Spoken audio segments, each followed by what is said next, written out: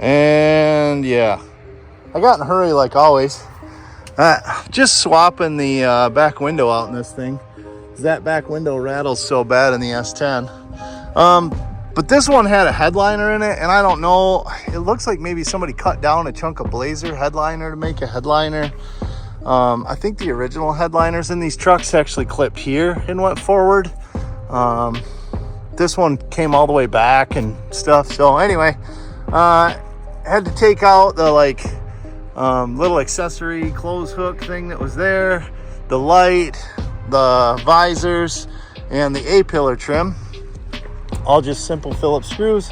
And now we are putting the new rubber on the new glass, and then we're taking this piece of wire and wrapping it around the rubber seal, tucking it in, and then you wet the seal here and then pull this wire or rope or whatever you use, pull it to the inside, which pulls this rubber seal to the inside of the body. That's how the glass is held in. So anyway, Chris stopped by to help me, thankfully.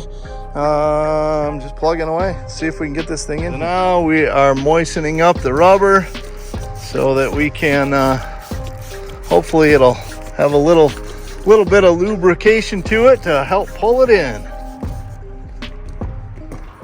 And there we go. Boom. Solid back glass, tinted from the outside. So much better than that rattly thing, but oh yeah, there's a headliner and stuff I got to put back in the truck. Oh boy. And then this is how it goes. You're like, well, I'm in here, and where I use the Dawn Power Wash as a lubricant to get the window in, it really cleaned that paint right there. So, and then you accidentally wipe the top of the seat, and you're like, holy smokes, the seat looks way cleaner when you use a little of that and wipe it down. And so now I'm wiping down the whole interior of this crusty old truck, but it's coming pretty clean. So the seat was real brown and dingy. It almost had like a moldy look to it, like this side right here that I haven't wiped. And then, I mean, yeah, then you wipe it and then it looks nice and clean. So that's how things go, I guess. And boom, just like that. Nice solid glass, just a factory tinted, not crazy dark, and so much cleaner inside. It might not look good on camera, but in person, we definitely knocked a lot of years of grime out of here. So, baby steps. Don't mind me, just driving the 1941 Ford from work over to the Traverse City Pit Spitters ball field for YMCA fundraiser car show. And this is quite the treat.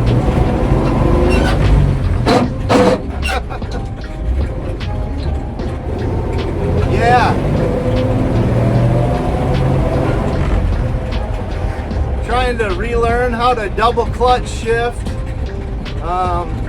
It's all springs with no shocks.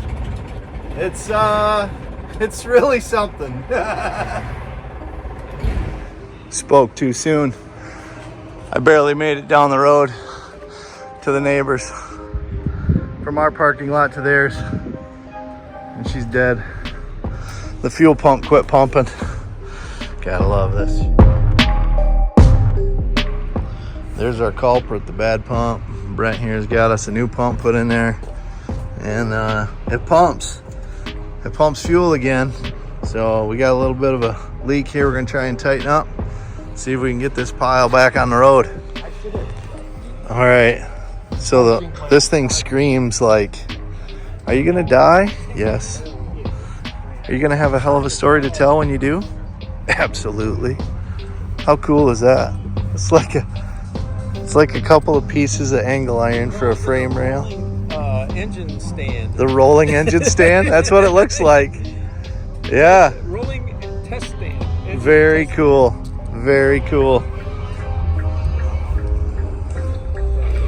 How neat.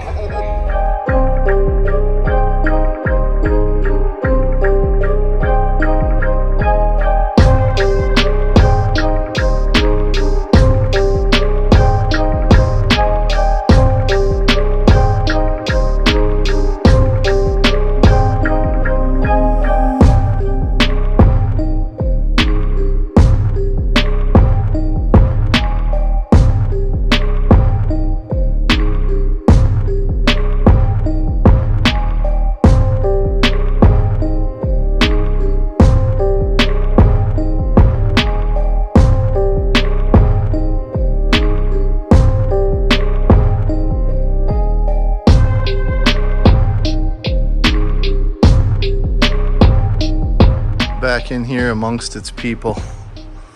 Oh boy. Nobody told me it didn't have any lights. That was interesting.